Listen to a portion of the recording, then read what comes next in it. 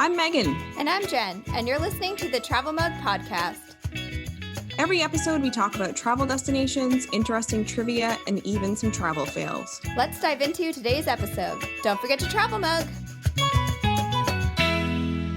Hey, everybody, it's Megan and Jen. We're back for episode 2, and we, of course, want to start by thanking everyone for their support, both, following our Facebook page, downloading episode 1, and also subscribing, of course, to the podcast itself. We're super pumped and super thankful, so thank you again for showing up for episode 2. Now, of course, we realize that right now traveling might not be in the forefront of everyone's minds, but this also means it might be the perfect time to look forward to the future and really consider saving for travel, since right now we can't actually go anywhere. So why not start now? Yeah, we also understand that traveling isn't something that people can easily afford, especially in this uncertain time where people might have lost their jobs or been laid off. And so we hope to provide some tips on stuff that you can do to save money, even if you just wish to travel locally. Yeah, and I know, Jen, that your travel blog in particular has a really big focus on saving money for travel and also debt management and becoming debt-free. So really, how did you sort of get your start with that theme? What brought you to that understanding and that point? Yeah, so my blog is called Will Save for Travel. So we definitely have a big focus on saving money and personal finance. And so I got started basically because we had about $26,500 in debt. And it was really hindering our ability to travel because we wanted to travel more, but the debt repayment was just taking over our budget. So I really got into paying off the debt so that we could travel more. And we became debt free last July, so almost 2 years ago. Congratulations. Thank you. Very exciting. And so, yeah, travel is definitely what we like to do with our money. So that's why we started paying off our debt. Awesome. And I think that really fits well into what we're going to talk about this week. Again, saving money for travel. Mm-hmm.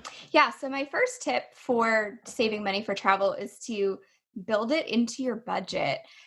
So obviously, being a personal finance blogger, I'm a big fan of the budget. And I know it's not everybody's favorite thing, but trust me on this one. Just build it into your budget. Even if it's a small amount to start, I mean, like $25 every 2 weeks or every payday or something like that. It really does add up over time, especially if you have a really big trip that you want to take. You can definitely start saving for a couple of years, and you'll definitely get there. Yeah, and I think if anybody can relate by thinking if they have like a loonie or a toonie jar for Canadians anyway, that you can just throw your change into a jar and, 6 months later you look and you're like, how did I get all this money? And that's kind of the same idea here, even if it is a small amount, like you said, $25 weekly or biweekly or whatever the case is. And just don't pay attention to it for a minute and see how quickly it can sort of add up. Definitely. And I think, in terms of saving that money, something that's really worked for us is automatic transfer to a savings account. So we actually opened a new account specifically for this and then set up weekly, which works for us, auto transfers. And again, after a while, you don't notice the money. It becomes part of what your lifestyle is. And those automatic transfers really do save you from thinking, I can't really afford it this week. I don't think I'm going to put it in there. So that automatic transfer has really helped us. And we've probably been doing that since 2017 when we seriously started to consider going to Iceland. So to save for that, it's expensive. We'll talk about that in a future episode. But it really did help us prepare for that. Is that something that you do? We do. Yeah. We do automatic transfers. We do it every payday. And I wanted to say that in the personal finance world, we call this paying ourselves first. Ooh, I like it. I know. So fancy. So it just means that you're actually paying yourself. So putting money in your savings account or to debt repayment as well, something like that, before you go out and spend your money so that you hit your goals faster instead of trying to save what's left over at the end of the month, because oftentimes there's not as much left over as you thought. Been there, done that. That's for sure. And definitely save, even when you're not planning a trip. We don't really have anything planned right now, but we're still adding to that account and it'll be ready whenever we're ready to book something. Hopefully. Well, Yeah, you're exactly right. One hopes it's soon. Yeah. And you're exactly right because there have been times, and I'm sure people will understand this too, where you're like, maybe I could use the money a little bit more right now. I'm not really planning for anything. But again, just like the auto transfers, keep it up if you can. Obviously, if there's a big reason you can't, it's understandable. But even if you're not planning to go anywhere, it'll be great even if you do something local.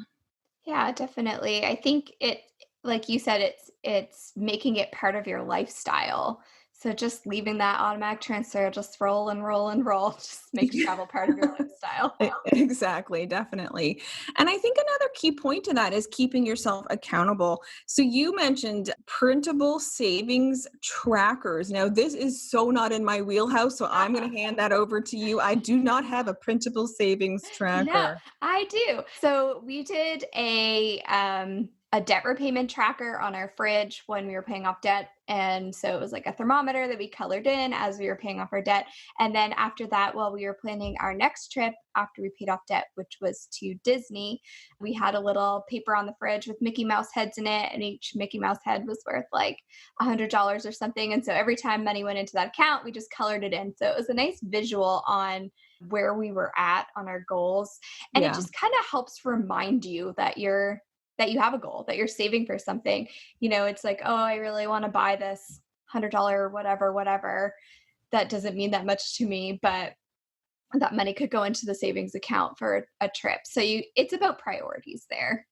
No, I definitely think so too. And from the sounds of it, you've made it a fun Mickey Mouse heads. Yeah. Yay.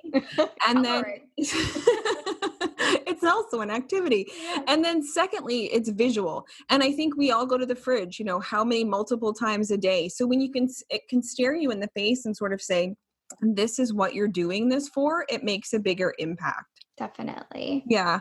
And I think also that people might think when I say this, but another key is found money could go into the travel account. So whether that's a tax return, whether it's a small bonus at work, whatever the case might be, if travel really matters to you and it's something again that you can put that found money toward, it is a great place to put it. It's additional. It could buy you during your trip wherever. It could buy you a meal. It could buy you a hotel night. Just something to keep in mind that, again, if you're able to, and you come across some money, which I mean, sounds amazing, you can just put it into that travel account. And again, it's a little bonus you didn't expect. Yeah, I mean, it doesn't even have to be big. It can be like birthday money, Christmas, like Yeah. that sort of thing. We tend to get like some gift cards or like travel related gift cards or money for like Christmas or birthdays. And so that usually goes into a travel account too. Yeah, definitely. If you know where you want to go, do some research on the cost because that will help you know how much you need to save. uh, Yes. which is very important. So research like the general things to do in the destination where you want to go, like that sort of thing. If you need a car, how much accommodations are, just so you can get like a rough tally of how much you'll need to save.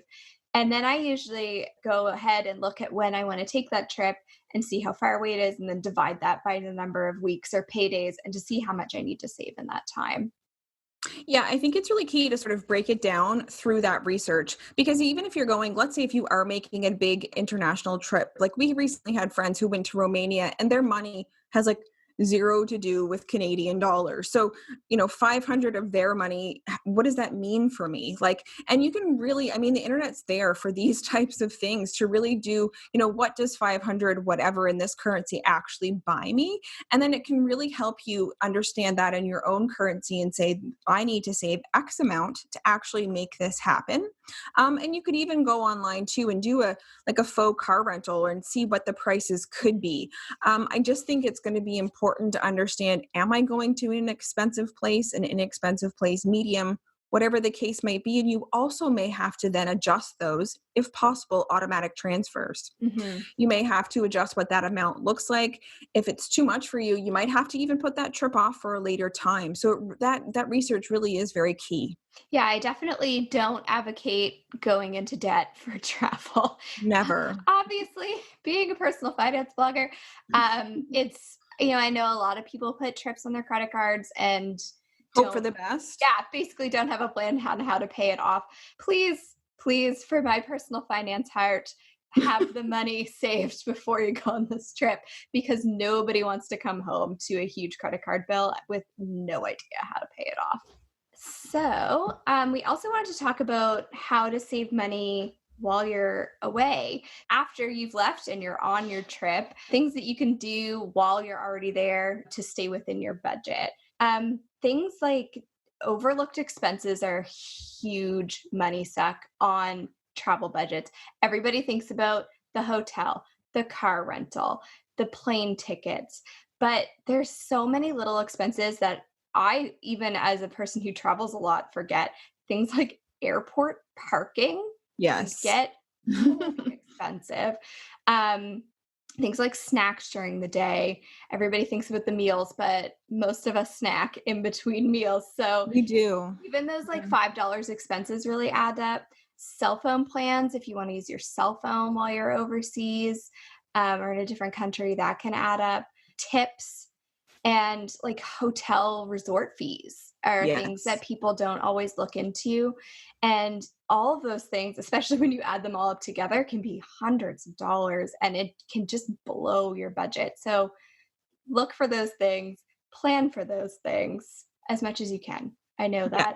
that we've definitely made a lot of mistakes in those things, but Well, learn so from have me. we though. Yeah, It makes a lot of sense because you're just sort of thinking food, plane, car, and then we'll be there and it's fine. Hotels, we need somewhere to sleep. We know that. But we often have gotten places, especially in Europe, and there is no on-site parking. hmm, So we planned to stay here for 3 days, but we didn't plan to play 3 days of Euro parking. And so it really is, like you said, a money suck or a budget suck because you were like, I was going to spend that money on this or a nice dinner out or whatever the plan might be. So it really is important to sort of think outside the four major categories and understand, I need to have a little bit extra for things that do pop up. definitely. And I think another thing too, when you are thinking about the destination you want to go to and you're having to obviously book hotel stays, maybe consider local hotels. I know when we went to Ireland last year, I don't think we stayed in one chain. I think we stayed in all sort of small, locally owned hotels, and we got some really great deals. We all know, of course, too, that there's Airbnb, but you really do with that site have to watch out for high service or cleaning fees because you think, oh, that's not much a night. But then you sort of get that final total before you book and you're like, how did it become so expensive? So Yeah. I think it's really key in that regard too. And then sometimes you can contact places directly rather than using, a third party site and maybe they'll have a better deal. Have you sort of had any experience with any of these saving you money? Yeah, we tend to stay in local hotels. Airbnb can be hit or miss, definitely with the fees. Like you have to be really careful. And definitely, I've been leaning towards contacting the hotels directly now. I know I mentioned that before in the last episode. We have used sites like Expedia and hotels.com in the past, but I am now more wary of using third party sites. So, and most hotels actually advertise right on their site that you can get a better deal through them. Right. Use So, us. yes, because they get more money from you because they don't have to pay for that Exactly. Expedia, whatever. The other thing you can do when you're trip planning is to research on whether or not you should drive or fly to that location. I mean, it definitely depends on how much vacation time you have, where it is. Obviously, from Canada, we can't drive to Iceland. It's just not No. an option.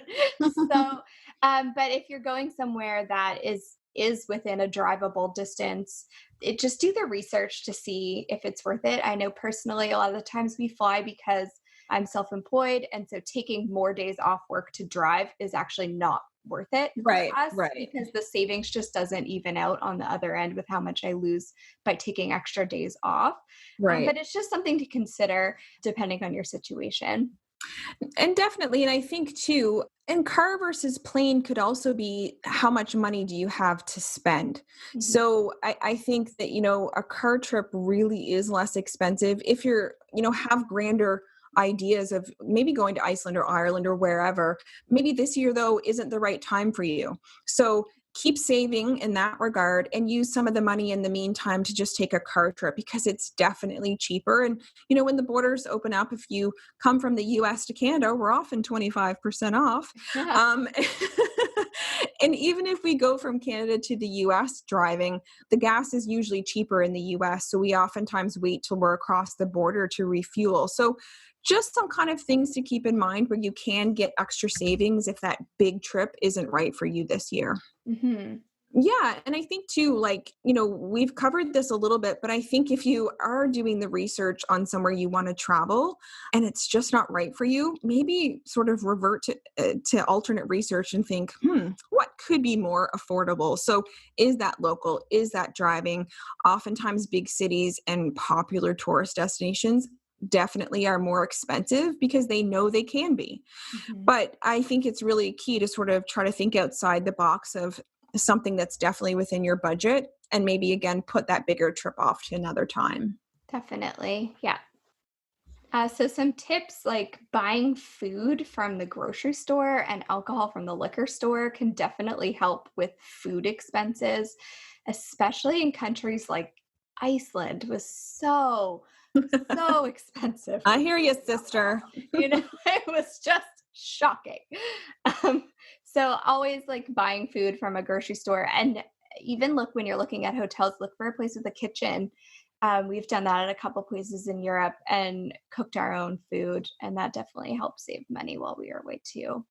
100%. Iceland, the grocery store, literally, like, we may have come home from that trip in debt if we hadn't gone to the grocery store. Yeah. I think in like 11 days, we ate in restaurants 5 times, and the rest of it was all grocery stores, mostly chips and sandwiches, if I'm going to be honest. Yep. And then last year in Killarney in Ireland, we didn't eat out in that city once. We actually, there was a Tesco nearby. We went and we had a kitchen in our place, and we honestly cooked. And as far as the liquor store, it sounds, like it might not be actually the case when you hear people say it, but the lower shelves really are cheaper. So look down instead of eye level when Yep. you're looking for a bottle of wine, and maybe it's not what you'd buy at home, but maybe you have to make, a difficult choice. Yes, that is definitely a marketing trick that Yes. everything at eye level is more expensive. So Yeah. even at the grocery store at home, look down. Yeah. Always It's there. hey, look, tips for Yeah. your everyday life Yeah. even. Not even just travel. Another big thing, and I know again we're referencing Iceland, but that's what comes to mind with this Oh, one. I know. It was just so expensive there. I So know. it's, yeah. It is for sure. And another thing that harkens back to that trip too are the activities that you're going to do. So of course there's maybe, museums that you've waited a long time to go to. Let's say you're going to Salzburg, Austria, and Mozart is your thing. You want to go to the museum there. So there are those things you have to plan for, but look for free activities, explore nature. Iceland was just nature for us pretty much, and thankfully, because again, if we had to pay for those items, we would have came home in debt. But we just got out into nature, and I think that really does make a big difference if you are into it. If seeing the landscape of a new country matters to you, it's usually free. Definitely. That reminds me of our trip to Niagara Falls last summer. We stayed on the Canadian side. And if you've ever been there, it is commercialized. Like it is flashing lights, wax museums, a Yes. thousand ways to spend money on crap that you don't need. And it's kind of ridiculous. And we walked across the bridge to the American side, which did cost $2, but Look, an unexpected like, expense. oh my God. But it's a national park over there. And so we walked over there and we spent an entire day wandering around the park. And I don't think we spent any money except for maybe like lunch and crossing the Right. so there's definitely things that you can do that are free or cheap instead of spending $1 million in a museum that you don't really care about and you're in it just to spend some time. Yeah, you're in it just to check in on Facebook to show that you did it. Yes. Doing it for the gram. Exactly. What do you got up next? Yeah. So when you're planning a trip, you might want to consider having a budget for each day. Gives you a little bit of, but giving yourself a little bit of wiggle room. Have you done this before, Megan? Really Budgeting each day, we sort of have. So we do follow another travel vlogger, and he often at the end of his videos shows us sort of what he spent in a day and where he spent it. And I just think if that is really important for you for that trip. You know, you've scraped together, but you don't have a ton of extra money. Really understanding, you know, again, through that research, what are things going to cost me in the run of a day? Like you said, leaving that wiggle room for the unknown. And I think at the end of each day, I always usually, I don't know about you, carry a little notebook with me for like things I want to remember for blogs or whatever the case might be, is use that to track your spending while you're traveling. It's just to ensure that you're at least roughly sticking to that budget. If you have no money worries, live your life. But if if you do, like most of us, you need to have that budget just to sort of stay on track. And of course, online banking is there for you to check, etc. But I'm sort of like the kind of person who likes to write stuff down. Yeah, we've definitely struggled with this in the past. I'm thinking of our honeymoon 5 years ago. We went to Europe and we had cash. Like we didn't really use our credit cards that much. So I found the cash a little bit easier to keep track of because you can just put like some in your wallet and then go with it throughout the day. And I'm thinking of trips where we've really overspent is times that we haven't used cash and we've just swiped the credit card. And Right. then you're like, oh my God, like how much did we just How did spend? how did that happen? What just happened? So I think that creating a budget for yourself, or at least being aware of how much you're spending by writing it down, is definitely helpful. And another key that you just mentioned that I never thought of actually is cash versus Visa, because on your Visa, you can really get charged for conversion Hmm. to your home currency that you never expected. So getting home and that sticker shock could be even more. And another tip I learned into regards to that is oftentimes it gives you the option of which currency to choose. Hmm. Apparently, the key is choosing the option of where you're at. Yeah, the local currency where Yeah, you're at. local Yeah. currency is definitely the one to choose. So cash, I know, sort of seems outdated, especially in the time of COVID. Yeah. Um, but I think it's something to consider to help yourself stay on track. Yeah. Now, something else that we've sort of come across here that I've not done before is maybe checking Groupons for deals of where you're going. Have you done Yeah, this? I have. We Oh, did look at it you! we did it in Miami about a year ago, year and a half ago now, I guess. And it was actually something that I had never done until then, but we were in a taxi or we were in an Uber. And we were asking the driver like, "Oh, what should we do tonight? Like what would be fun?" And he suggested a boat tour and he was like, "Do not go to the booths and book that boat tour. You go on your phone, you download Groupon and you buy it on Groupon because there are always deals on Groupon and it's like 75% off on Groupon." So, Wow. yeah, we did it on that. I think we paid like $10 a person or something for Houses of the Rich and Famous boat Oh, tour in right. Miami. And it was really fun, but I think that they were charging like 25, $35 a person at the ticket booth. So, just little things like that, it can definitely add up. Yeah, and I think that goes along well too. Something that just reminded me of me was when we went to the Guinness Storehouse in Ireland. We actually, right before we got there, bought our tickets online from their website and actually saved money. So even for attractions, going to their websites, it's again worth checking out.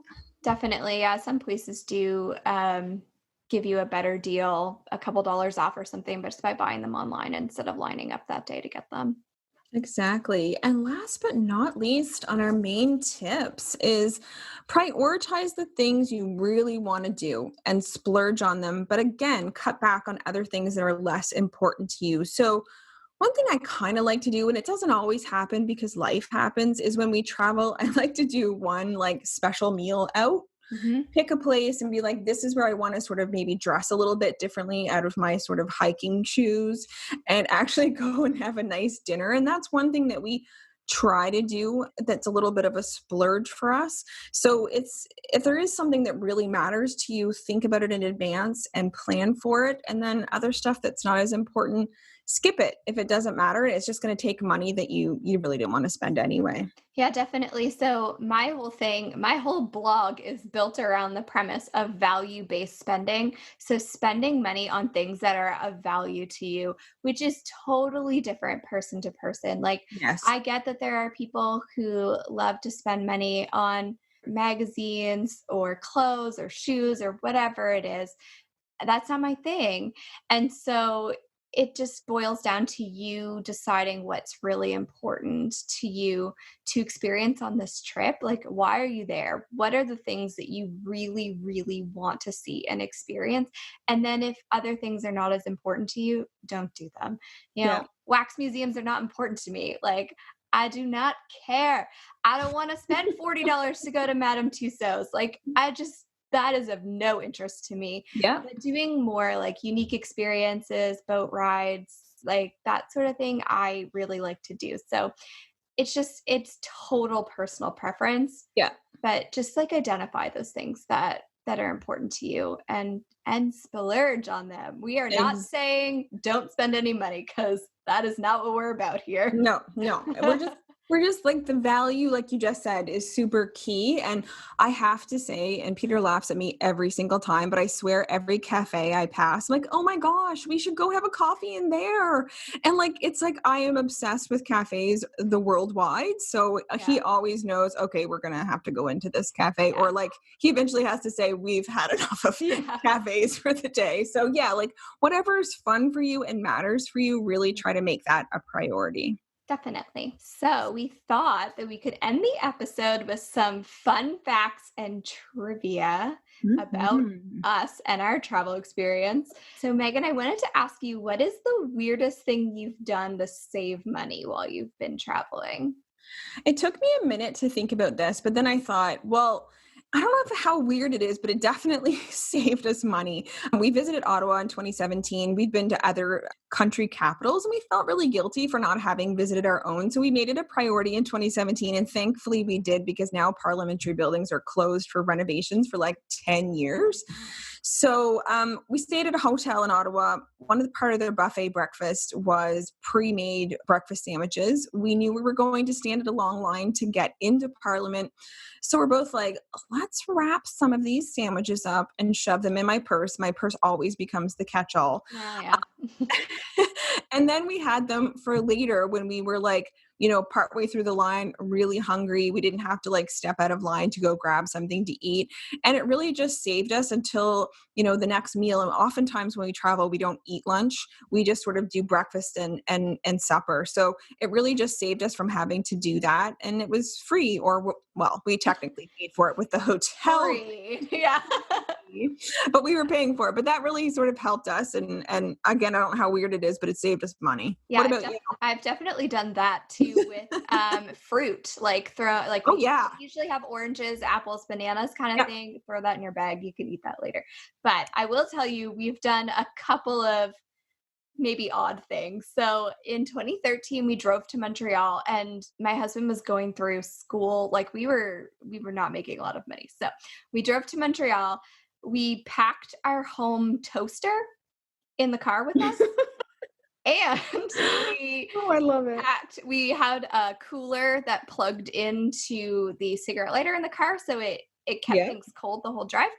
And so we had butter in there. I had brought English muffins and like other snacks, plates from home, knives. Like I packed my kitchen and I drove it love to it. I love it. Montreal.